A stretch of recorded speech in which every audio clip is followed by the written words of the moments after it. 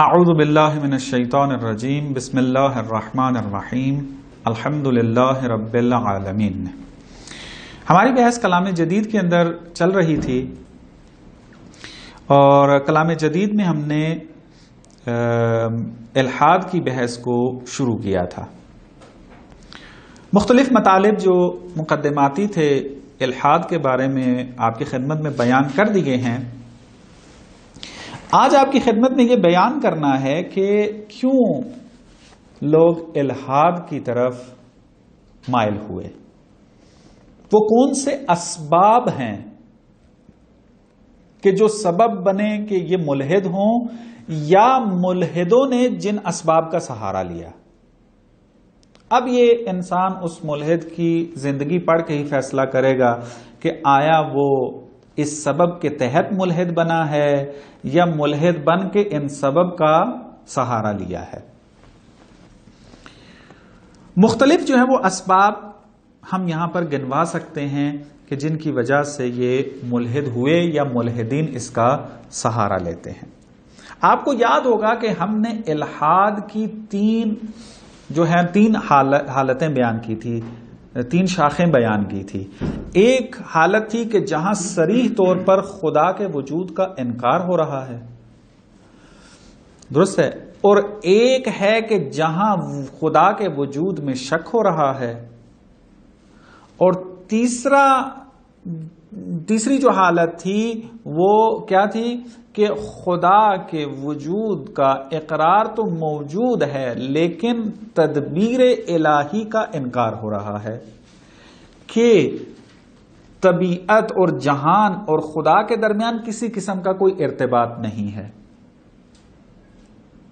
اور اسی طریقے سے انسان اور تدبیر الہی کے درمیان کوئی ارتباط موجود نہیں ہے۔ تو ہم نے بیان کیا تھا کہ یہ تیسرا سٹیپ بنتا ہے الحاد کا، اور الحاد اپنے عام معنی میں ان تینوں حالتوں کو شامل ہے۔ اب یہ تحقیق پیش کرنے والے نے طے کرنا ہے کہ اگر وہ الحاد سے بحث کر رہا ہے تو الحاد کو اپنے عام معنی میں استعمال کر رہا ہے یا کوئی خاص معنی استعمال کر رہا ہے۔ بعض اوقات آپ الحاد میں کتابیں دیکھیں گے جو فقط منکرین وجود خدا سے بحث کر رہے ہوں گے، جو کہ بالکل خدا کے وجود کو نہیں مانتے، اس سے بحث کر رہے ہوں گے۔ ان بعد والی جو دو حالتیں ہیں ان پہ بحث نہیں کر رہے ہوتے کہ شک کرنے والوں کے کیا دلائل ہیں، ان کے جواب دیے جائیں، یا جو تدبیر الہی کا انکار کر رہے ہیں ان کے کیا دلائل ہیں، ان کو جواب دیے جائیں۔ لیکن بعض اوقات آپ دیکھتے ہیں کہ جب الحاد پہ بحث ہوتی ہے تو وہ ان تینوں حالتوں کو مد نظر رکھ کر جو ہے وہ جواب دے رہا ہوتا ہے، یا پہلی اور دوسری حالت کو مد نظر رکھیں گے، تدبیر والی حالت کا جو ہے وہ اس کو مد نظر نہیں رکھیں گے اور ان کا جواب دے دیں گے، درست ہے۔ تو ہم کوشش کریں گے کہ ان تینوں جو ہے وہ حالتوں کے اسباب جو ہیں یہاں پر بیان کریں کہ کیا وجہ بنی اس میں۔ پہلا سبب جو ہم بیان کر سکتے ہیں یہاں پر کہ جو الحاد یا ملحدین جس کا سہارا لیتے ہیں وہ یہ ہے کہ بعض فلاسفر نے آ کر وجود خدا کی دلیلوں کو رد کر دیا۔ مثلا اگر آپ ڈیوڈ ہیوم کو پڑھتے ہیں یا آپ کانٹ کے فلسفے کو پڑھتے ہیں تو اس کے اندر انہوں نے جو دلائل دیے گئے ہیں خدا کے وجود کے اوپر، ان دلائل کا رد پیش کیا ہے عقلی طور پہ۔ تو اب یہ ملحدین آ کر کیا کرتے ہیں، وہ آ کر انہی فلاسفرز کا سہارا لیتے ہیں، ڈیوڈ ہیوم کی باتوں کو نقل کرتے ہیں، کانٹ کی باتوں کو نقل کرتے ہیں، اور اس قسم کے جو بعض عقلی فلاسفر تھے کہ جو خدا کے وجود کو نہیں مانتے تھے، تو اس بات کا سہارا لے کر وہ کہتے ہیں چونکہ خدا کے وجود پر کوئی دلیل اب باقی نہیں رہی ہے پس خدا کا وجود نہیں ہے۔ کانٹ کے حوالے سے عرض کر دوں کہ کانٹ خدا کا منکر نہیں تھا، لیکن کانٹ نے آ کر ایک جو آپ یوں کہہ لیں کہ کام کیا وہ یہ تھا کہ عقل چونکہ دو قسم کی ہے کہ بعد میں جا کر اس کے اوپر تفصیلی بحث آئے گی اپنے مقام پر. ایک عقل نظری ہوتی ہے اور ایک عقل عملی ہوتی ہے. ایک خالص عقل ہے اور ایک جو ہے وہ عملی عقل ہے. آپ دیکھیں کہ کانٹ کی اس عقل نظری کے اوپر جو تنقید ہے، جو کتاب اس نے لکھی ہے، اس کا اردو ترجمہ موجود ہے تنقید عقل محض کے نام سے. PDF فائل موجود ہے اس کی خلاصے کے طور پہ، یعنی پوری کتاب ترجمہ نہیں ہوئی ہے. عقل محض. کانٹ نے اس عقل نظری کو رد کیا ہے کہ آپ عقل نظری کے ذریعے حقیقت و واقعیت تک نہیں پہنچ سکتے. تو جب عقل نظری جو ہے وہ زیر سوال چلی جاتی ہے تو اس کا مطلب یہ ہے کہ پھر فلسفے کی تو پھر وقت ختم ہو گئی نا. عقل نظری کے ساتھ تعلق رکھنے والا جو فلسفہ تھا، اور الہیاتی بحث عقل نظری کے ساتھ تعلق رکھتی ہے، جو ہم نے پہلے درس کے آخر میں جا کر فلسفے کی مختلف شاخیں بیان کی تھی کہ 3 شاخیں جو ہیں وہ عقل نظری کی ہیں اور 3 شاخیں عقل عملی کی ہیں. تو اس نے عقل نظری کو جو ہے وہ رد کر دیا، اور اس کا فلسفہ انتقادی فلسفہ کہلاتا ہے. وہ یہی وجہ ہے کہ اس نے جو ہے وہ رد کیا آ کر عقل نظری کو. تو عقل نظری کو رد کیا، اور پھر عقل نظری کے ذریعے جو دلائل دیے گئے تھے وجود خدا کے اوپر، اس کو بدرجہ اولا پھر اس نے کیا کر دیا؟ رد کر دیا. اور خدا کو ثابت کیا اخلاق کے ذریعے، عقل عملی کے ذریعے خدا کو ثابت کیا جا کر. لیکن ملحد کیا کرتے ہیں؟ کانٹ کے اس عقل نظری کے رد میں جو دلائل دیے گئے ہیں، اور پھر اس نے جو خدا کے اوپر، خدا کے وجود پر جو عقلی دلائل دیے گئے تھے، اس کے رد کو لے لیتے ہیں اور اپنے الحاد کو مضبوط کرتے ہیں کانٹ کے ان بعض دلائل کے ذریعے بھی آ کر. بس پہلا سبب ہم یہ کہہ سکتے ہیں کہ خدا کے وجود پر ادلہ جو دی گئی تھی ان کا رد ہو چکا تھا، اور یہ پھر کہتے ہیں کہ بس خدا نہیں ہے. دوسرا سبب شر کے مسئلے کو قرار دیتے ہیں. یہ کہتے ہیں کہ شر کا وجود اس کائنات کے اندر اس بات کی علامت ہے کہ خدا نہیں ہے، کیونکہ آپ خدا کو قادر مطلق کہتے ہیں، عالم مطلق کہتے ہیں، خیر خواہ مطلق کہتے ہیں. تو جو خدا ان صفات کا مالک ہو وہ اپنی مخلوق کو کبھی شر میں مبتلا نہیں کرتا. تو لیکن ہم اپنی آنکھوں سے دیکھ رہے ہیں کہ یہ مخلوقات شر میں مبتلا ہیں. پس نتیجہ انہوں نے یہ لیا کہ خدا نہیں ہے. اور یہ الحاد کے اوپر ایک بہترین دلیل ہے. آپ جتنے بھی ملحد دیکھ لیں، قدیم ملحدوں سے لے کر آج کے جدید ملحدوں تک، ان کی کتابیں پڑھ کے دیکھیں، اس مسئلے کو بہت زیادہ پررنگ کر کے بیان کرتے ہیں. مثلا آج کے ماڈرن ایتھیزم کے بارے میں جو ہم نے بات کی تھی، اس اصطلاح کو کھولا تھا، اس کا جو آج کا مثلا آپ یوں کہہ لیں کہ ملحدین کا جو بیتاج بادشاہ ہے الحاد کا، وہ ہے رچرڈ ڈاکنز، کہ جس نے کتاب لکھی ہے دا گاڈ ڈیلیوژن، کہ جو کہتے ہیں کہ یہ ملحدین کی مقدس کتاب ہے. جس طریقے سے مثلا تورات و انجیل مقدس کتاب ہے، قرآن ایک مقدس کتاب ہے، اسی طریقے سے ملحدین کی یہ کیا ہے؟ مقدس کتاب ہے، دا گاڈ ڈیلیوژن. اس کتاب کے اندر آپ جا کر پڑھیں گے کہ انشاءاللہ اس کی کتاب کی تحلیل بیان کریں گے. چونکہ یہ کتاب اس وقت، بلکہ جب سے یہ لکھی گئی ہے، اب تاریخ اس کی مجھے یاد نہیں ہے، 2006 کے بعد ہی شاید اس نے لکھی ہے. تو جب سے لکھی ہے ملینی نسخے جو ہیں اس کے چھپ کے دنیا کے اندر نشر ہو چکی ہے. یہ مختلف زبانوں میں دنیا کی ترجمہ ہوئی ہے اور وسیع پیمانے پر اس کو جو ہے وہ پھیلایا گیا ہے. اور جیسا کہ آپ کو بیان کیا تھا کہ جدید ملحدین یا جدید الحاد جو ہے، اس کے پیروکار کیا کرتے ہیں؟ اپنے تمام ذرائع ابلاغ سے استفادہ کرتے ہیں اپنے اس الحادی نظریے کو پھیلانے کے لیے. تو اگر آپ اس کی کتاب کا مطالعہ کریں جا کر، شر کے مسئلے میں جو ہے گفتگو کی ہوئی ہے اس نے. اس کے علاوہ بھی آپ دوسرے ملحدین کو اگر آپ دیکھ لیں تو ان سے بعضوں سے تو حتیٰ انٹرویو بھی لیا گیا کہ آپ ملحد کیوں ہوئے، تو وہ کہتے ہیں کہ شر کا وجود جو ہے اس کائنات کے اندر یہ سبب بنا کہ میں ملحد بنا. مثلا اس کے اوپر بھی ہم تفصیلی گفتگو کریں گے کہ آیا شر اس کائنات میں ہے یا نہیں ہے، اگر ہے تو اس کی کیا نوعیت ہے، اور آیا یہ شر کا وجود خدا کے وجود کے انکار کا سبب بن سکتا ہے یا نہیں بن سکتا. یہ ساری بحثیں انشاءاللہ جو ہے جب ہم اس مسئلے کے اوپر آئیں گے تو بیان کریں گے آ کر. تو یہ دوسرا سبب تھا. تیسرا سبب جو ہم بیان کر سکتے ہیں یہاں پر کہ ملحدین جس کا سہارا لیتے ہیں وہ ہے کہ پہلے دو سبب میں کیا تھا کہ دلائل موجود تھے وجود خدا کے اوپر اور کیا کر دیا گیا، رد کر دیا گیا. لیکن بعد میں مفکرین سامنے آئے جنہوں نے دلائل دیے کہ خدا جیسا ایک مفہوم یا ایک ذات اس کو قبول کرنا اصل ممکن ہی نہیں ہے، سازگار ہی نہیں ہے. تو اس کے اوپر انہوں نے مختلف دلائل دیے.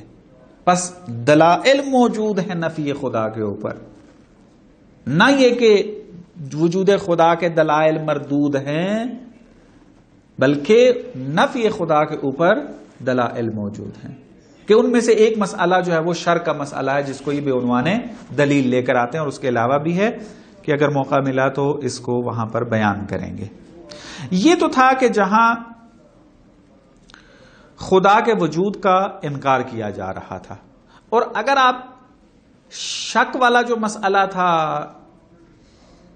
کہ وجود خدا میں شک کرنے والا جو ایک شک کرنے والی جو فکر تھی وہ بھی تقریباً اسی کے اندر ہی تفسیر ہوتی ہے. جیسا کہ مثلا وجود خدا پر جو دلائل موجود تھے وہ دلائل بھی ان کو مضبوط لگ رہے تھے، جو رد سامنے آئے وہ رد بھی ان کو جو ہے وہ صحیح لگ رہے تھے، اور فیصلہ نہیں کر پائے کہ کون سی طرف جو ہے وہ درست ہے، تو یہ جو ہے وہ شک میں جو ہے وہ مبتلا ہو جاتے ہیں. اور اس طرح کے بہت سارے اسباب ہیں شک کرنا وجود کے اندر کہ یہ صورتحال واضح ہے. اور اس کے بعد جو اب ہم بعض اسباب وہ ذکر کر دیتے ہیں کہ جو آ کر تدبیر الہی کا انکار کر دیتے ہیں. کیا ہے وہ؟ یہاں پر آ کر تجربی علوم کا سہارا لیتے ہیں اور سہارا لے کر کہتے ہیں کہ اس کائنات کے اندر خدا کی ضرورت نہیں ہے. مثلا اگر آپ اسٹیفن ہاکنگ کی کتابوں کا مطالعہ کریں، خصوصاً دا گریٹ ڈیزائن جو اس نے کتاب لکھی ہے اس کا مطالعہ کریں، یا مثلا آپ اگر ایک اور کتاب جو موجود ہے اس فکر کو رائج کرنے والی، میرے ابھی ذہن میں تھی نکل گئی ہے، یعنی ایک تو اسٹیفن ہاکنگ ہے، اس کا اگر آپ مطالعہ کریں جا کر، خود یہ رچرڈ ڈاکنز بھی بعض جگہ پر جا کر اس بات کو بیان کرتا ہے کہ کائنات خلق ہونے کے بعد پھر خدا کی ضرورت نہیں ہے. رچرڈ ڈاکنز نے ایک کتاب لکھی ہے، اس کا انگلش ٹائٹل مجھے یاد نہیں ہے، اس کا ترجمہ جو ہوا ہے وہ ہے اندھا گھڑی ساز. اندھا گھڑی ساز. اس اندھا گھڑی ساز کے اندر اسی نقطے کو بیان کرنا چاہ رہے ہیں کہ اگر خدا جیسی ذات موجود بھی ہو، تدبیر کائنات کے اندر، کائنات کے چلانے کے اندر، کائنات کی ربوبیت کے اندر اس کا کوئی کردار نہیں ہے. کیا ہے پھر؟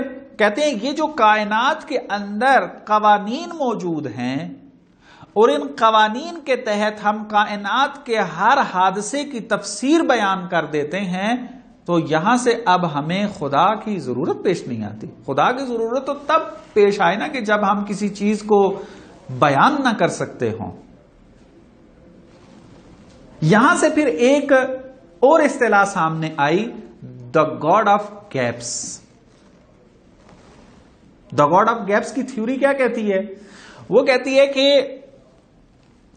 خدا کی جو فکر ہے وہ اس لیے وجود میں آئی کہ پہلے زمانے میں جو علوم موجود تھے وہ کائنات کی مکمل تفسیر بیان نہیں کر سکتے تھے، اور جہاں پر عاجز آ جاتے تھے وہاں اس کو نسبت دے دیتے تھے خدا کی طرف۔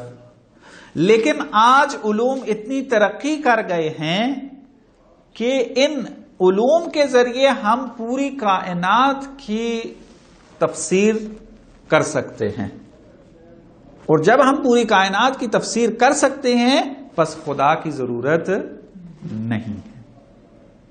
پہلے بھی نہیں تھا، لیکن پہلے علوم کم آیا تھے۔ ہاں، تو یہاں پھر وہ تھیوری اسی لیے نکلی تھی آ کر، اور آج بیان بھی جائے دا گاڈ آف گیپس اگر آپ لکھیں گوگل کے اندر تو آپ کو مختلف مطالب جو ہیں وہ مل جائیں گے۔ بہرحال یہ ایک مثلا آپ دیکھیں آج کل کی جو فزکس چل رہی ہے، کوانٹم فزکس کے اندر بہت سارے قوانین ایسے ہیں، اور اس فزکس نے آ کے کائنات کے اندر جو بہت سارے ابہامات موجود تھے، بہت ساری چیزیں جو تفسیر نہیں ہو پا رہی تھی وہ آ کر تفسیر ہو گئیں۔ ٹھیک ہے، مختلف ذرے جو ہیں وہ پہلے جو ہے وہ ایٹم کو کیا سمجھا جاتا تھا کہ یہ تقسیم نہیں ہوتا، پرانی جو یونانی فکر تھی۔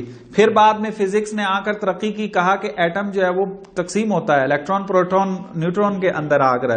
اس کے بعد پھر کوانٹم فزکس نے آ کر کہا کہ اس کے نیچے اور بھی ذرے موجود ہیں بنیادی، کہ جہاں پر آ کر یہ کائنات وہ جب کشف ہوتے ہیں تو پھر جو ہے وہ مختلف چیزیں، اب جتنی بھی یہ ٹیکنالوجی ہمارے پاس موجود ہے کس فزکس کا نتیجہ ہے؟ یہ کوانٹم فزکس کا نتیجہ ہے۔ یہ کوانٹم فزکس آئی ہے، اس نے بہت ساری چیزوں کو کشف کیا ہے آ کر، ان کی بنیادوں کے اوپر پھر یہ مختلف ٹیکنالوجیز جو ہمارے پاس موجود ہیں وہ سامنے آئی ہیں، اور اس کے ذریعے پھر کائنات کی مختلف جو ہے وہ جو آپ یوں کہہ لیں کہ سوالات ابھی باقی تھے، حل نہیں ہو رہے تھے، وہ حل ہوتے نظر آ گئے۔ اور اسی وجہ سے یہاں پر پھر آ کر اسٹیفن ہاکنگ نے پھر ایک نظریہ یہ دیا تھا کہ ہمیں یہ قوانین جو کشف کرتے کرتے ایک ایسے قانون تک پہنچنا ہے کہ جو قانون اگر وہ ہمیں مل گیا تو ہم کائنات کے اندر کوئی بھی ایسا ذرہ نہیں ہوگا، کوئی بھی ایسا حادثہ نہیں ہوگا کہ جس کو ہم تفسیر نہیں کر سکیں گے، جس کو اس نے نام دیا تھا ایم تھیوری کے نام سے۔ ایم تھیوری اگر آپ سرچ کریں جا کر تو اس کے اندر آپ مطالعہ کریں گے کہ کیا کہنا چاہتے ہیں اس کے اندر آ کر۔ تو جب وہ کہتے ہیں کہ ہمارے پاس قوانین موجود ہیں تو پھر ہمیں خدا کی کیا ضرورت ہے، لیکن ان کو یہ نہیں پتا، چونکہ فلسفہ تو بالآخر یہ چھوڑ چکے ہیں، چونکہ ماڈرنزم اور پوسٹ ماڈرنزم کے اندر آ کے فلسفی افکار تو بالکل ختم ہو گئے، آ کر کم رنگ ہو گئے بہت زیادہ۔ علوم تجربی نے اپنی جگہ لے لی، حسی اور مادی علوم نے جو ہے وہ جگہ لے لی، اور فلسفہ جو ہے وہ کم رنگ ہو گیا آ کر۔ جب سائنسی علوم نے جو ہے وہ رواج جو ہے وہ پیدا کر لیا آ کر، تو اب کیا نتیجہ نکلنا ہے اس کا؟ نتیجہ یہی ہے کہ جو اب ہمارے جو ہے وہ سامنے ہے، وہ کیا کہ یہ کہتے ہیں قانون اگر ہے ہم، اور قانون کے ذریعے ہم جب کائنات کی تفسیر کر رہے ہیں پھر ہمیں خدا کی کیا ضرورت ہے؟ اس کا مطلب یہ کیا ہے؟ ان کے لیے ابھی تک علیت کا مسئلہ واضح نہیں ہے۔ آیا اگر آپ ایک قانون کے ذریعے ایک مسئلے کی تحلیل کر لیں، ایک حادثے کی تفسیر کر دیں، تو اس کا مطلب کیا ہے کہ اس سے ہٹ کر کوئی اور علت کار فرما نہیں ہے؟ یہ تلازم کہاں سے نکالا آپ نے؟ تلازم کس وجہ سے تھا؟ کیونکہ سائنسی علوم پہ ان کا اکتفا تھا فقط، اور فلسفہ انہوں نے چھوڑ دیا، تو اب ان کو یہ جو ہے وہ قبول کرنے کے لیے تیار، ان کا ذہن نہیں مانتا ہے کہ مادی علت سے ہٹ کر بھی علت ہو سکتی ہے کہ جو اس کائنات میں تصرف کر سکتی ہے، اور ضروری نہیں ہے کہ وہ جو مادے کے اوپر اور ماورائے مادہ علت موجود ہے وہ مادی علت کے برابر میں آ کر تصرف کرے کائنات میں، نہ یہی مادی علت ہوگی اور وہ جو ماورا علت ہوگی وہ اسی کے توسط سے تصرف کر رہی ہوگی کائنات کے اندر۔ یعنی اب تفصیل سے بات ہوگی یہاں پر، میں فقط چونکہ اعتراضات بیان کر رہا ہوں اس کو توجہ دینی ہے تاکہ کوئی سننے والا یہ نہ سمجھے کہ مثلا کہ اس کا کوئی جواب نہیں ہے. مغالطہ آپ کو بیان کر رہا ہوں کہ مغالطہ یہ کہاں دیتے ہیں آ کر کہ ان کے لیے مسئلہ کلیئر نہیں ہے. اس کی وجہ یہ ہے کہ انہوں نے بعض روشیں جو ہیں وہ درست اختیار نہیں کی اور فلسفہ جو ہے انہوں نے چھوڑ دیا تھا آ کر. بس یہ ایک چیز جو ہے وہ اس بات کا سبب بنی کہ انہوں نے آ کر تدبیر الہی کا انکار کر دیا کہ اگر خدا کی ذات ہو بھی صحیح تو اس کی ضرورت اتنی ہی ہے کہ ایجاد کر دے اور اس کے بعد کائنات خود بخود چلے گی. مثلا ہمارے اگر پاکستان کے اندر دیکھیں بعض سائنسدان جو موجود ہیں، مثلا ایک بڑا نام جو پاکستان میں لیا جاتا ہے اور یوٹیوب کے اوپر بھی اس کے بعض لیکچر میں نے دیکھے ہیں، پرویز ہود بھائی.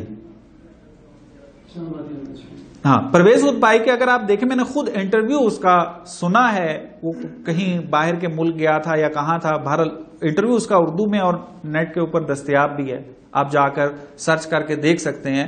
وہاں انٹرویو لینے والا اس سے سوال کرتا ہے خدا کے حوالے سے کہ اس فزکس اور علوم کی ترقی کے بعد آیا خدا اس کائنات کے اندر کوئی کردار رکھتا ہے یا خدا کی ضرورت کا احساس ہوتا ہے کہ خدا ہے یا نہیں؟ تو جواب کیا دیتا ہے کہ اگر خدا ہو تو اس کی حیثیت اتنی ہی ہے جتنی ایک گھڑی ساز کی ہوتی ہے. یہی نظریہ دے رہا ہے. اور یہ کہاں سے لے رہا ہے؟ یہی اسٹیفن ہاکنگ اور یہ رچرڈ ڈاکنز کی کتابوں سے، کہ اس نے اندھا گھڑی ساز کے نام سے جو کتاب لکھی ہے، اس قسم کی فکروں سے متاثر ہو کر خدا کے وجود میں یا شک کر رہے ہیں یا خدا کے وجود کا انکار کر رہے ہیں، یا تدبیر الہی کا جو ہے وہ انکار کر رہے ہیں کہ اگر خدا کی ذات ہو بھی صحیح تو اتنی ہی اس کی حیثیت ہوگی. لہذا یہ فکر ہمارے معاشرے میں باقاعدہ بیان کی جا رہی ہے اور اس کا سدباب کرنے کی ضرورت ہے کہ انشاءاللہ آہستہ آہستہ ان بحثوں کی طرف ہم آگے بڑھیں گے. بعض اور اسباب کے جو سامنے آئے، میں جلدی گزرتا ہوں چونکہ وقت جو ہے وہ ختم ہو گیا ہے، وہ یہ کہ بعض انہوں نے متدینین کی حالت کو دیکھتے ہوئے خدا کا انکار کرنا شروع کیا یا خدا کے اندر شک کرنا شروع کیا یا خدا کی تدبیر کا انکار کرنا شروع کیا. آپ کوئی بھی سبب جو ہے یہاں پر بیان کر سکتے ہیں کہ اصل ارتباط کا بھی انکار کہ خدا اور مخلوق کے درمیان کوئی رابطہ نہیں پایا جاتا. کیا وجہ ہے اس کی؟ کہتے ہیں اگر آپ اپنی حالت کو دیکھیں، اس بشریت کی حالت کو دیکھیں، یہ بشریت جو ہے اتنی بحرانوں کے اندر مبتلا ہے، اتنی مصیبتوں کے اندر مبتلا ہے، اور وہ دعائیں بھی کر رہی ہے لیکن ان کی اس حالت زار ٹھیک نہیں ہو رہی ہے. بس یہاں سے یہ نتیجہ لیتے ہیں کہ خدا اور انسان اور خدا اور مخلوق کے درمیان کوئی رابطہ موجود نہیں ہے.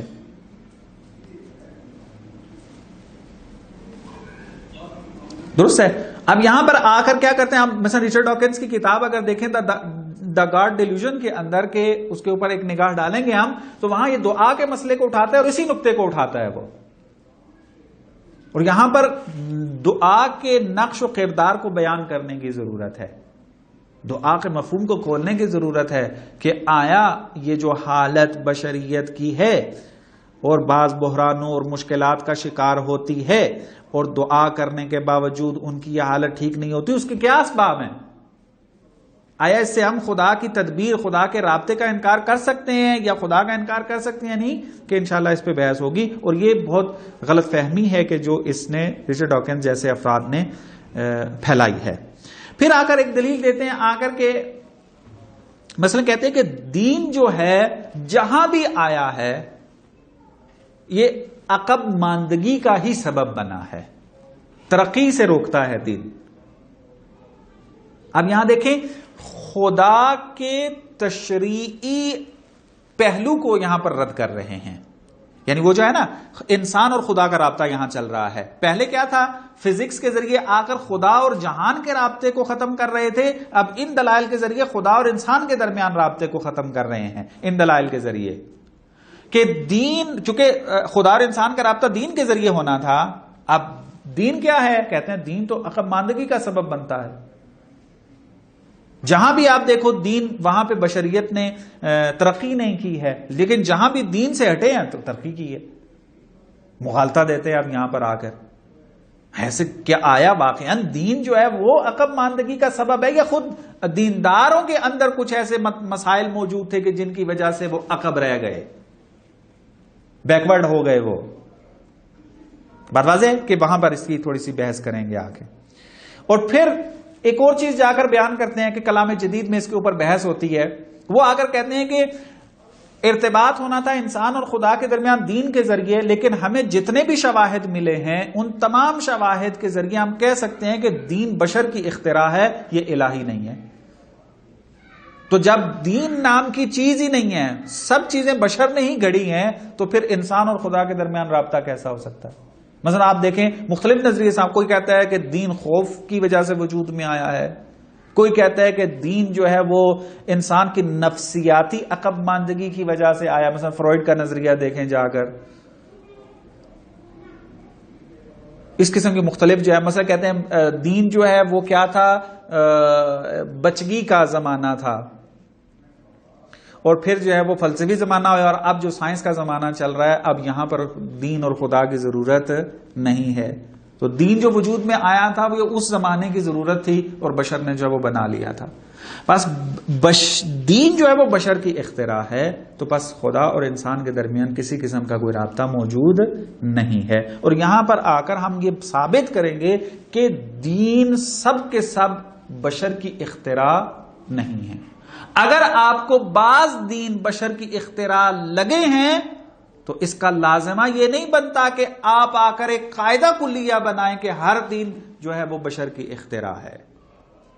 یہ مغالطہ کرتے ہیں، یعنی جزئی موارد کو ڈھونڈتے ہیں، شواہد کو ڈھونڈ کے لاتے ہیں اور حکم کیا کر دیتے ہیں کلی، کہ اگر یہ ایسے ہیں پھر سب ایسے ہیں.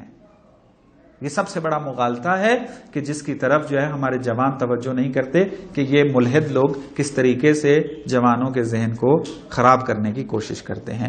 کہ انشاءاللہ کوشش کریں گے کہ آہستہ آہستہ ان سب مسائل کے اوپر گفتگو کریں. اگرچہ بہت تفصیلی گفتگو تو شاید نہ کر پائیں، لیکن جتنا وقت کی دامن میں گنجائش ہوا اور آپ کا حوصلہ ہوا، انشاءاللہ جو ہے وہ اس کو آگے لے کر چلیں گے. وصلی اللہ علی محمد و آل محمد.